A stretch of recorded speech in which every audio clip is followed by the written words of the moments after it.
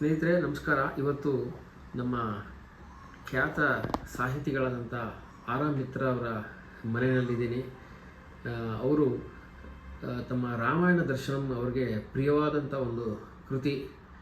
ಕುವೆಂಪು ಅವರ ನೇರ ಶಿಷ್ಯರು ಸಹ ಹೌದು. ಅವರು ರಾಮಾಯಣ ದರ್ಶನಂ ಬಗ್ಗೆ ಮಾತಾಡ್ತಾರೆ. ಸರ್ ನಮಸ್ಕಾರ. ತಮ್ಮ ಒಂದು ರಾಮಾಯಣ ದರ್ಶನಂ ಬಗ್ಗೆ ಸ್ವಲ್ಪ ನಮಗೆ ಕನ್ನಡಿಗರಿಗೆ ತಿಳಿಸ್ಕೊಡಿ. ಹೌದು, ಹೇಳಬೇಕು ನಾನು. ಈಗ ಅದು ತುಂಬ ಇದೆ ಅದು ಹೇಳುವಂಥದ್ದು. ಆರಂಭನೇ ಹೇಳಿದರೆ ಅದಕ್ಕೆ ಒಂದು 4 ಪಿಕ್ಚರ್ ಆಗುತ್ತೆ. ಕುವೆಂಪು ರಾಮಾಯಣವನ್ನು ಎಷ್ಟು ಸಲ ಓದಿದ್ದಾರೆ ಅನ್ನೋದು ನನಗೆ ಅವರು ಗ್ರಂಥಗಳಲ್ಲಿ ಓದಿದಾಗ ಸಾಲಲ್ಲಿ ಪರಿಚಯ ಆಗುತ್ತೆ.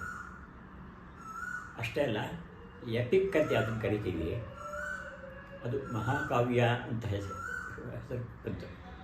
ಮಹಾ ಅನ್ನೋದು ಭಾರಿ ಇತರ ಕಾವ್ಯಗಳಿಗಿಂತ ಬೇರೆ ಭಿನ್ನ ಅಂತ ಹೇಳೋಕ್ಕೋಸ್ಕರ ಇದ್ದಿರ್ತದೆ. ಮಹಾ ಅಂತಲ್ಲ, ಮಹಾಕಾವ್ಯ ಅನ್ನೋದು ಕುವೆಂಪು ಅವರ ರಚನೆಯಲ್ಲಿ ಹೆಚ್ಚಿನ ಸ್ಥಾನವನ್ನು ಪಡ್ಕೊಂಡಿದೆ. ಅದಕ್ಕೆ ಮಹಾ ಛಂದಸ್ಸು ಅಂತ ಕರೀತಾರೆ. ಕುವೆಂಪು ತಮ್ಮ ಪುಸ್ತಕದ ರಾಮಾಯಣ ದರ್ಶನದ ಮಹಾ ಛಂದಸ್ಸಿನಲ್ಲಿ ರಚಿತವಾಗಿದ್ದು, ಅಂದರೆ ಮಹಾ ಛಂದಸ್ಸು ತಂದಿದೆ. ಅದೇನು ಅಂದರೆ 5 ಮಾತುಗಳ ಓಟ, ಎಷ್ಟು ಬೇಕಾದರೂ. ಈಗ ಶ್ರೀರಾಮ ಕಥೆಯಂ ಮಹರ್ಷಿ ನಾರದ ವೀಣೆಯಂ ಕೇಳಿದ್ದು ನೋಡಿ.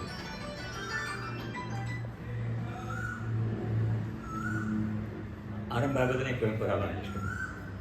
ಶ್ರೀರಾಮ ಕಥೆಯಂ ಮಹರ್ಷಿ ನಾರದ ವೀಣೆಯಂ ಕೇಳಿದು ಅಂದರೆ ಕೇಳಿ. ಕಂದಾವರೆಯೊಳ್, ಕಣ್ಣಿನ ತಾವರೆಯಲ್ಲಿ, ಕಣ್ಣಿನಲ್ಲಿ ಅಶ್ರು ರಸ ಮುಗುವನ್ನೆಗಂ, ನೀರು ಬರೋ ತನಕ. ಅಂದರೆ ರಾಮಾಯಣ ಕೇವಲ ಸಂತೋಷದ ಒಂದು ವಿಚಾರ ಅಲ್ಲ, ದುಃಖದ ವಿಚಾರವೂ ಇದೆ ಇಲ್ಲಿ.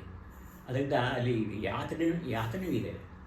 ಶ್ರೀರಾಮ ಕಥೆಯಂ ಮಹರ್ಷಿ ನಾರದ ವೀಣೆಯಂ ಕೇಳಿದು, ಕಂದಾವರೆಯೊಳ್, ಕಣ್ಣಿನಲ್ಲಿ ಅಶ್ರು ರಸ, ನೀರು, ಉಗುವನ್ನೆಗಂ, ರೋಮಹರ್ಷಂ ತಾಳು. ಸಂತೋಷ ಆದರೂ ಕೂಡ ನಡುತ್ತೀವಿ ನಾವು. ಅಲ್ಲೇ ನಡೆತಂದರ ಆತ್ಮಸುಖಿ ಕೇಳಿ ತವಸಾ ನದಿ ತಟಿಗೆ. ವಾಲ್ಮೀಕಿ ಹಿಂದಿನ ರಾತ್ರಿ ನಾರದ ಬಂದು ಅವರಿಗೆ ರಾಮಾಯಣದ ಕಥೆ ಹೇಳ್ಬಿಟ್ಟಿದ್ದಾರೆ. ಅದು ಕೇಳಿಬಿಟ್ಟು ಶ್ರೀರಾಮ ಕಥೆಯಂ ಮಹರ್ಷಿ ನಾರದ ವೀಣೆಯಂ ಕೇಳಿದರು.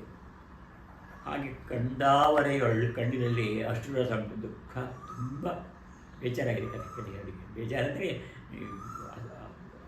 ಆದ್ರದ್ದು ಅರ್ಥ ಅಲ್ಲ, ಬೇಜಾರು ಅಂದರೆ ಅಷ್ಟೊಂದು ಸಲ ಕೇಳಿದ್ದಾರೆ. ನಡೆದಂತರ ಆತ್ಮಸುಖಿ, ಸಂತೋಷ ಹೋಗಿದ್ದು ಕುವೆಂಪುಗೆ. ವಾಲ್ಮೀಕಿಗೂ ಆಯ್ತಂತೆ. ಕೇಳಿ ತಪಸಾ ನದಿ ತಟಿಗೆ. ತೇಜಸ್ವಿ ಅವನು ವಾಲ್ಮೀಕಿ. ತರುಣಂ ತಪೋವಲ್ಕಲ ವಸ್ತ್ರ ಶೋಭಿ, ತೇಜಸ್ವಿ ಹೋದ ತರುಣ ಹುಡುಗ. ಅಂದರೆ ಕೊಲೆ ವಯಸ್ಸಾಗಿತ್ತು ಅಂತ ನಮ್ಮ ಹೊರಟದ ಕಥೆ ಬರುತ್ತೆ. ಮತ್ತು ತರುಣಂ ಅಂದರೆ ಈಗ ತಾರುಣ್ಯ ಇರೋರು ಅಂತಂದರೆ ಉತ್ಸಾಹ ಇರೋರು ಅಂತ ತೊಗೊಳ್ಬೇಕಷ್ಟೆ.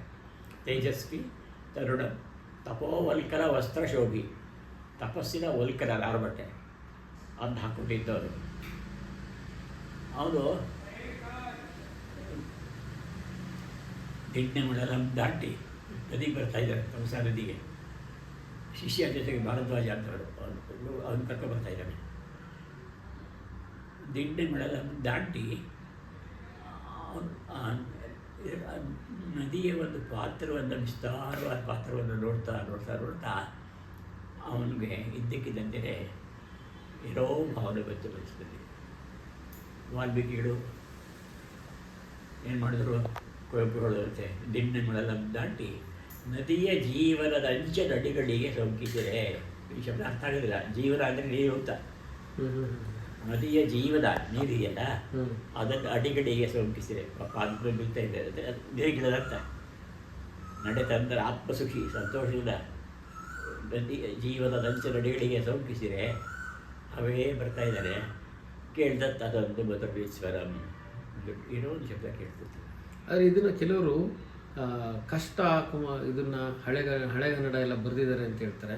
ಇದ್ರ ಬಗ್ಗೆ ತಮ್ಮ ಅಭಿಪ್ರಾಯ ಏನು? ಹೊಸಬರು ಇವಾಗ ಹೊಸ ಜನರೇಷನ್ನು ಅದನ್ನು ಓದ್ಬೋದಾ? ಕಷ್ಟ ಆಗುತ್ತಾ? ಅದು ಓದ್ಬೋದಾದರೆ ಕುವೆಂಪು ಭಾಷೆ ಇದೆಯಲ್ಲ, ಅದು ಬರೀ ಹಳೆಗನ್ನಡ ಅಲ್ಲ, ಅದು ಪೂರ್ವ ಹಳೆಗನ್ನಡ ಇದೆ ಅದರಲ್ಲಿ. ಕನ್ನಡದ ಎಲ್ಲ ಛಂದಸ್ಸುಗಳನ್ನು ಸದ್ಯ ಹೇಳ್ತಾರೆ ಅವರು. ಅವರಿಗೆ ಕುವೆಂಪು ಅವರಿಗಿದ್ದಷ್ಟು ಹಳೆಗನ್ನಡದ ಪರಿಚಯ ಬೇರೆಯವ್ರಿಗಿಲ್ಲ. ಅದರಿಂದ ಅವ್ರ ಶಬ್ದಜ್ಞಾನ ಅಲ್ಲಿ ಬರುತ್ತೆ ಹಾಗೆ. ಆದ್ದರಿಂದ ನನಗೆ ಕುವೆಂಪು ಅವರ ಆ ದೃಷ್ಟಿಯಿಂದ ಬಹಳ ಇಷ್ಟ. ನದಿಯ ಜೀವನದ ಅಂಚನಡಿಗಳಿ, ಜೀವನ ಅಂದರೆ ನೀರು ನೋಡಿ. ನದಿಯ ಜೀವನದ ಅಂಚನ್ನು ಕೇಳಿದ್ರೆ ಹೋಗ್ತಾ ಇರ್ತಾನೆ ನಾವು ನದಿ ತೀರದಲ್ಲಿ. ಆಗ ಕೇಳಿದತ್ತು ಅದೊಂದು ಋತಿಸುಖ ಚಾರು ನಿಸ್ವರಂ, ಒಂದು ಶಬ್ದ ನಿಸ್ವರಂ, ಏನೋ ಶಬ್ದ ಕೇಳ್ತದೆ. ಅಂದರೆ ಎರಡು ಪಕ್ಷಿಗಳು ಆನಂದ ಮಾಡ್ತಾರೆ. ಕುವೆಂಪು ಚಿತ್ರಿಸ್ಕೊಳ್ಳೋದು ಹೋಗ್ತಾ ಹೋಗ್ತಾ ಹೋಗ್ತಾ ಆ ಎರಡು ಪಕ್ಷಿಗಳು ಒಂದೊಂದಕ್ಕೊಂದು ಕೂಡಿ ಅಂದರೆ ಸಣ್ಣವಾಗಿ ಕಿತ್ತಾಡ್ತಾ ಇವೆ. ಆಗ ಇದ್ದಕ್ಕಿದ್ದಂತೆ ಕೇಳಿದ ಅದೊಂದು ಚಾರು ನಿಸ್ವರಂ, ಒಂದು ಧ್ವನಿ ಕೇಳಿಸುತ್ತೆ. ಏನಂದರೆ ಗಂಡು ಕೊಂಚೆ ಅಂದರೆ ಕ್ರೌಂಚ ಪಕ್ಷಿ, ಅದಕ್ಕೆ ಗಂಡು ಕ್ರೌಂಚವನ್ನು ಇವನು ಒಬ್ಬ ಬೇಡ ಬಾಣ ಅದೇ ಸ್ವರ. ಅದು ಕೂಕೊಂಡಿದ್ದು ಪಾಪ, ಹೆಣ್ಣು ಕೂಕೊಂಡಿದ್ದು. ಕೇಳಿದತ್ತ ಅದೊಂದು ಚಾರು ನಿಸ್ವರಂ. ಇವನಿಗೆ ತುಂಬ ಬೇಜಾರಾಯಿತು. ಅವ್ರನ್ನ ಕೇಳಿ ಹೇಳ್ತಾನೆ, ನೋಡಪ್ಪ, ನಾನು ಕಾಡಿನಲ್ಲಿ ಓಡಾಡಿ ಇಷ್ಟು ವರ್ಷದಿಂದ ಏನಿದ್ದರು, ಈ ಥರ ಯಾವುದೋ ಸಂತೋಷವಾಗಿದ್ದ ಗಳಿಗೆಯಲ್ಲಿ ಪಕ್ಷಿಗಳನ್ನು ಕೊಲ್ಲೋದು ಇದೆಯಲ್ಲ, ಅದು ಬಹಳ ಅಪರಾಧ. ನೋಡಿ, ಓದಲು ಬರುತ್ತೆ, ಅದೇ ಈ ಥರ ಬರುತ್ತೆ. ಕುವೆಂಪು ತಗೊಂಡು ಬರೋದಿಲ್ಲ. ಕುವೆಂಪು ಪ್ರಾಣಿಗಳು ಕೂಡ ನಮ್ಮಂತೆ ಮನುಷ್ಯರಲ್ಲವರು, ಜೀವ, ಅವಕ್ಕೂ ಜೀವ ಇದೆ. ಅದನ್ನು ಬಾಣ್ ನಿಷಾದನ ಮಾಣ್, ಬೇಡ, ನಿಷಾದ ಅಂದರೆ ಬೇಡ ಅಂತ, ಬೇಡ ಬಾಣ್ ನಿಲ್ಲಿಸು ನಿಷಾದನೆ ಮಾಣ್, ಕೊಲೆ ಸಾಲ್ಗೂ ಬಯ್ಯೋ ಬಾಣ್. ಅಪ್ಪ, ಅದು ಎರಡರಲ್ಲಿ ಒಂದು ಗೊತ್ತಾಗ್ತಿಯಲ್ಲ, ಬಿಟ್ಟರೆ ಅದನ್ನು ಹೊಡೆ ಹೊಡಿತೀಯ. ಅದನ್ನು ಕೊಲೆ ಸಾಲ್ಗೊಂಡು ಅಯ್ಯೋ ಬಾಣ್ ಅಂಥೇಳಿ ಅವನಿಗೆ ಹೇಳ್ತಾರೆ, ಸಮಾಧಾನ ಮಾಡ್ತಾರೆ. ಅವ್ನಿಗೆ ಬೇಡದವನಿಗೆ ಹೇಗೆ ಹೋಗಬೇಕು ಅವನಿಗೆ, ಅದು ಮುಂದಿನ ವಿಚಾರ ಹೇಳೋದೇ ಇಲ್ಲ. ಈಗ ಹೊಸ ಹುಡುಗರು ಯಾರೋ ಅಭ್ಯಾಸ ಮಾಡ್ಕೋಬೇಕು, ಕನ್ನಡ ಸಾಹಿತ್ಯನ ಓದೇ ಇರಲ್ಲ, ಯಾರು ಇದು ಅರ್ಥವಾಗಿ ಬಾಣ್ ಅಂದರೆ ಗೊತ್ತಾಗೋದಿಲ್ಲ ಅವ್ರಿಗೆ. ಅದಕ್ಕೆ ಡಿಕ್ಷನರಿ ಹುಡುಕ್ಬೇಕು ಅವರು. ಅಲ್ಲ, ಹೇಗೆ ಪ್ರಾಕ್ಟೀಸ್ ಮಾಡ್ಕೋಬೇಕು ಅದನ್ನು? ಇಲ್ಲ, ಇದು ಗುರುಮುಖೇನ ಕಲಿಬೇಕಾ? ಒಂದು ಸ್ವಲ್ಪ ಯಾರು ಕನ್ನಡ ಗೊತ್ತಿರೋರು ಹಿಡ್ಕೊಂಡು ಅವ್ರಿಗೆ ಹೇಳಿ ಅಂತ ಹೇಳಬೇಕು. ಅವ್ರ ಹತ್ರ ತಿಳ್ಕೊಂಡು ಆಮೇಲೆ ಅಭ್ಯಾಸ ಮಾಡಿಕೊಂಡು. ಯಾಕೆ ಹೇಳಿದಾರೆ ಅಂದರೆ, ಕುವೆಂಪು ಬೇರೆ ಕವಿಗಳಂತೆ ಬರೀ ಫ್ಯಾಕ್ಟ್ಸ್ ಹೇಳೋದಿಲ್ಲ. ಈಗ ಇವ್ರಿಗೆ ಹೇಳ್ತಾರೆ, ಬೇಡ್ರಿಗೆ ಗೊತ್ತಾ, ನಲಿಯುತ್ತೀರೆ ಬಾನ್ ನೋಡಿ, ಆಕಾಶ ನಿರ್ಮಲವಾಗಿದೆ, ಪಕ್ಷಿಗಳು ಓಡಾಡ್ತಾ ಇವೆ, ನಲಿಯುತ್ತೀರೆ ಅಂದರೆ ಸಂತೋಷದಿಂದ ಇವೆ. ಬದ ನಮ್ಮ ಕಾಡು ಹೇಗಿದೆ ನೋಡು, ನಲಿಯುತ್ತೀರೆ ಬಾನ್ ಬದದ, ಮಲೆ ತೊರೆಯ ಬೆಟ್ಟ, ತೊರೆ ಪ್ರವಾಹ. ಇದೇನು ಮಾಡಿಬಿಟ್ಟೆ ಗೊತ್ತಾ, ಸುಖದ ಸಂಗೀತಕ್ಕೆ ವಿಷಾದವ ಶ್ರುತಿಗಟ್ಟಿ ಕೆಡಿಸಿದೆ. ಬಹಳ ದೊಡ್ಡ ಮಾತಿತ್ತು. ಸುಖದ ಸಂಗೀತದಲ್ಲಿ ಟೈಮ್ ಒಂದ್ಸಲ ಇದ್ದಕ್ಕಿದ್ದಾಗೆ ಕ್ಲಾಸಿಕಲ್ ಮ್ಯೂಸಿಕ್ನಲ್ಲಿ ಇದು ಸಹಿಸೋದಿಲ್ಲ, ಇಷ್ಟ ಆಗಲ್ಲ ಅವರಿಗೆ. ಅದರಿಂದ ಸುಖದ ಸಂಗೀತಕ್ಕೆ ನೀನು ಅಂದಾಗಿದ್ದೀರು, ಪ್ರಪಂಚ ಚೆನ್ನಾಗಿದೆ, ನಿರ್ಮಲವಾಗಿದೆ, ನೀವು ಸುಖದ ಸಂಗೀತಕ್ಕೆ ವಿಷಾದವ ಶ್ರುತಿಗಟ್ಟಿ ಶ್ರುತಿ ಅಪಶ್ರುತಿ ವಿಷಾದದ್ದು ಕೆಡಿಸಿದೆ. ನಿನಗೆ ಒಳ್ಳೇದಾಗೋದಿಲ್ಲ ಇದು ಅಂತ ಹೇಳ್ತಾರೆ. ನಿನಗೆ ಒಳ್ಳೇದಾಗೋದಿಲ್ಲ ಇದನ್ನು. ಅದು ಹೇಳ್ಕೊಂಡು ಹೋದಾಗ ಹಾಗೆ ಮುಂದಕ್ಕೆ ಹೋಗ್ತಾ ಇರ್ತಾರೆ. ಬೆಣ್ಣೆ ಮಡಲ ದಾಟಿ ಭಾರದ್ವಾಜ ಅಂತ ಒಬ್ಬ ಶಿಷ್ಯ, ಅವರಪ್ಪ ಬಟ್ಟೆ ಗಿಟ್ಟೆ ಎಲ್ಲ ತೊಗೊಂಡು ಬರ್ತಾಯಿದ್ದ, ಅವ್ರ ಕಡೆ ಹೋಗ್ತಾಯಿದ್ದ.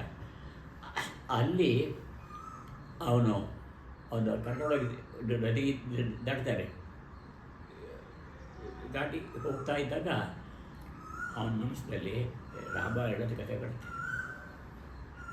ಯಾಕೆಂದರೆ ರಾಮಾಯಣದಲ್ಲಿ ಹೀಗೆ ಕಲೆ ಆಗಿದ್ದು, ಕ್ರೌಂಚ ಪಕ್ಷಿಗಳಲ್ಲಿ ಒಂದನ್ನು ಇಲ್ಲಿ ಅದೇ. ಆಮೇಲೆ ಅಲ್ಲಿ ಹೋದ ಮೇಲೆ ಅವನಿಗೆ ಏನು ಅನಿಸುತ್ತೆ ಅಂದರೆ, ನಮ್ಮ ಬದುಕು ಸಾರ್ಥಕವಾಗೋದು ಕುವೆಂಪು ಅವರ ದೃಷ್ಟಿಯಲ್ಲಿ. ನಾವು ದೊಡ್ಡದನ್ನೇ ಯಾವುದಾದ್ರೂ ಕೇಳಿದಾಗ, ನೋಡಿದಾಗ, ಆ ಹಕ್ಕಿಗಳ ಧ್ವನಿಯನ್ನು ಕೇಳಿದಾಗ ಈ ಕವಿ ಹೃದಯದ ಕುವೆಂಪು ಅವರಿಗೆ ಅನಿಸಿದ್ದೇನು ಅಂದರೆ, ಅದು ಕಾಡಲ್ಲಿ ಇದ್ದವರು, ಬೇಟೆಯನ್ನು ಆಡಿದವರು, ಕಾಡಲ್ಲಿದ್ದರೂ ಪಕ್ಷಿಗಳೆಲ್ಲ ಗೊತ್ತು ಅವರಿಗೆ. ಅದರಿಂದ ನೀನು ಮಾಡಬಾರ್ದಪ್ಪ, ನಲಿಯುತ್ತೀರೆ ಬಾನ್, ಆಕಾಶ ಚೆನ್ನಾಗಿದೆ, ಬನ ತೋಟ ಚೆನ್ನಾಗಿದೆ ಕಾಡು. ಮಾಲೆ ತೊರೆ, ಮಾಲೆ ಅಂದರೆ ಬೆಟ್ಟ, ತೊರೆ. ಭುವನ ಕವನಂ ಈ ಶಬ್ದ, ಇದು ಪ್ರಪಂಚದ ಕಾವ್ಯ ಇದು. ಭುವನ ಕವನಂ, ಲೋಕವೆಂಬ ಕಾವ್ಯ. ಭುವನ ಕವನಂ, ಭುವನ ಕವನಂ. ಭುವನ ಅಂದರೆ ಈ ಲೋಕ ಎನ್ನುವಂತಹ ಕಾವ್ಯ ಹೀಗೆ ಆನಂದವಾಗಿರುವಾಗ ನೀನು ಸುಖದ ಸಂಗೀತಕ್ಕೆ ವಿಷಾದನಂ ಶ್ರುತಿಗಡ್ಡಿ ಕೆಡಿಸಿದ. ಹಾಡ್ತಾ ಹಾಡ್ತಾ ಇದ್ದಕ್ಕೆ ಟೈ ಅನಿಸ್ಬಿಟ್ರೆ ರಾಗ ಹಾಳಾಗೋಯ್ತು ಅನ್ಸುತ್ತೆ. ನೀನು ಹಾಗೆ ಮಾಡ್ತಾ ಇದ್ದೀರ. ಅವರು ಸುಖದ ಸಂಗೀತಕ್ಕೆ ವಿಷಾದವನ್ನು ಶ್ರುತಿಗಡ್ಡಿ ಕೆಡಿಸಿದೆ ಅಂತ ಹೇಳ್ಬಿಟ್ಟು ಅವರಿಗೆ ವಿಷಯ ಕರ್ಕೊಂಡು ಅಂದ್ಬಿಟ್ಟಕ್ಕೆ ಅದಕ್ಕೆ ಹಾಗೆ ಹೋಗ್ತಾನೆ. ಅಲ್ಲಿ ಹೋದ ಸಂದರ್ಭದಲ್ಲಿ ಅವನು ನದಿಗೆ ದಾಟಿ ಆ ಕಡೆ ಬಂದು ನಿಂತ್ಕೊಂಡು ಅದು ನಿತ್ಯಕ್ರಮಗಳನ್ನು ಮಾಡಬೇಕಲ್ಲ, ಮಾಡ್ತಾ ಇದ್ದ ಸಂದರ್ಭದಲ್ಲಿ ಅವನಿಗೆ ಭಾರತದಲ್ಲೂ ಸಹಾಯ ಮಾಡ್ತಾ ಇರ್ತಾರೆ. ನಾರದಂತೆ ಕಥೆ ಕೇಳಿದ್ದು ಯಾಕವರಂತೆ. ಓ ಯಾತನಾಮಯವಾದದ್ದು, ಸುಖದ ಸಂಗೀತಕ್ಕೆ ವಿಷಾದವನ್ನು ಹಾಕಬಾರ್ದು, ಇನ್ನೊಬ್ಬರ ನೆಮ್ಮದಿಯ ಜೀವನಕ್ಕೆ ಕಲ್ಲು ಹಾಕಬಾರ್ದು. ಕಲ್ಲ ಎಷ್ಟು ಒಳ್ಳೆಯ ಉದಾತ್ತ ಭಾರಿ ಬಿಡಿ. ಇದು ಸೀತೆಗೆ ರಾವಣ ಮಾಡಿದ್ದಾನೆ. ಸುಖದ ಸಂಗೀತಕ್ಕೆ ವಿಷಾದಮಂ ಶ್ರುತಿಯೊಡ್ಡಿ ಕೇಳಿಸಿಲ್ಲ. ಸಂಗೀತವಾದವ್ರಿಗೆ ಮಾತ್ರ ಗೊತ್ತಾಗುತ್ತಿಲ್ಲ. ನೀವು ಹೇಳಿದ್ರೆ ಹಾಗೆ ಹುಡುಗರಿಗೆ ಗೊತ್ತಾಗುತ್ತೆ. ಕೇಳಿಸಿದ್ದೆ. ನಾನು ಇನ್ನೊಂದು ಬಿಡಲಾಗಿದ್ದೆ, ನನಗೆ ಅದರಿಂದ ಅದು ಸಂಕಟ ಏನು ಅಂತ ಗೊತ್ತಾಗುತ್ತೆ ಅಂತೇಳಿ ಆವಾಗ ಅದರಿಂದ ಇದು ಶೋಕ ಶ್ಲೋಕತ್ವವಾಗತ ಅಥವಾ ಸಂಸ್ಕೃತದಲ್ಲಿ ಬರುತ್ತೆ. ವಾಲ್ಮೀಕಿ ಹೇಳ್ತಾರೆ ಶೋಕ ದುಃಖ ಶ್ಲೋಕತ್ವ ಆಯಿತು, ಪತಿ ಆಯಿತು. ಶೋಕವನ್ನು ಕೆಲವರು ಲಾವತ್ ಕೊಡಬೇಕಷ್ಟೆ. ಶೋಕ ಶ್ಲೋಕವಾಯಿತು. ಅದರ ಅವರು ಕುವೆಂಪು ಹೇಳ್ತಾರೆ. ಅದ್ಭುತ ಸರ್. ಇಷ್ಟೊತ್ತು ನಮ್ಮ ಜೊತೆಯಲ್ಲಿ ತಾವು ಕುವೆಂಪು ಅವ್ರ ಬಗ್ಗೆ ಮಾತಾಡಿದ್ದೀರಿ, ಭಾಳ ಖುಷಿ ಆಯಿತು ಸರ್. ಇದೇನಂತ ಹೇಳಿದ್ರೆ ತಾವು ಹೇಳೋದು ಕುವೆಂಪು ಕಾವ್ಯ ಸ್ವಲ್ಪ ಮಹಾ ಛಂದಸ್ಸು ಮತ್ತು ಹಳೆಗನ್ನಡ ಎಲ್ಲ ಮಿಶ್ರಿತವಾಗಿದೆ. ಇದನ್ನು ತಾವು ಪುಸ್ತಕಗಳನ್ನು ಕೊಂಡ್ಕೊಂಡು ನಿಧಾನವಾಗಿ ಯಾರಾದ್ರು ಪ್ರೊಫೆಸರ್ಗಳ ಹತ್ರ ಸ್ವಲ್ಪ ಕೂತ್ಕೊಂಡು ಅಭ್ಯಾಸ ಮಾಡಿದ್ರೆ ಇದರಲ್ಲಿ ಈ ಒಂದು ರಾಮಾಯಣನ ಓದೋದ್ರಲ್ಲಿ ತಾವು ಯಶಸ್ವಿ ಆಗ್ಬೋದು. ಮತ್ತು ಅದು ತುಂಬ ಅದ್ಭುತವಾದಂಥ ಒಂದು ಕೃತಿ, ತಮ್ಮ ಜೀವನ ಉದ್ಧಾರ ಆಗುತ್ತೆ ಅಂತ ಹೇಳಿದಿರಿ. ತಮಗೆ ನಮಸ್ಕಾರ ಸರ್. ಕನ್ನಡಿಗರೇ ಎಲ್ಲ ಇದನ್ನು ಪುಸ್ತಕಗಳನ್ನು ಕೊಂಡ್ಕೊಂಡು ಕುವೆಂಪು ಅವರನ್ನು ಇವತ್ತೇ ತಾವು ಓದೋದಕ್ಕೆ ಪ್ರಾರಂಭ ಮಾಡಿ. ರಾಮಾಯಣ ದರ್ಶನಂ ಮತ್ತು ಅವರೆಲ್ಲ ಕೃತಿಗಳನ್ನು ಓದ್ಬೋದು. ಅದರಲ್ಲಿ ಸರ್ವಶ್ರೇಷ್ಠವಾದಂಥದ್ದು ರಾಮಾಯಣ ದರ್ಶನಂ. ಇದನ್ನು ಓದಿ ಅಂತ ಹೇಳಿ ತಮಗೆಲ್ಲರಿಗೂ ನಮಸ್ಕಾರ. ಜೈ ಹಿಂದ್, ಜೈ ಕರ್ನಾಟಕ.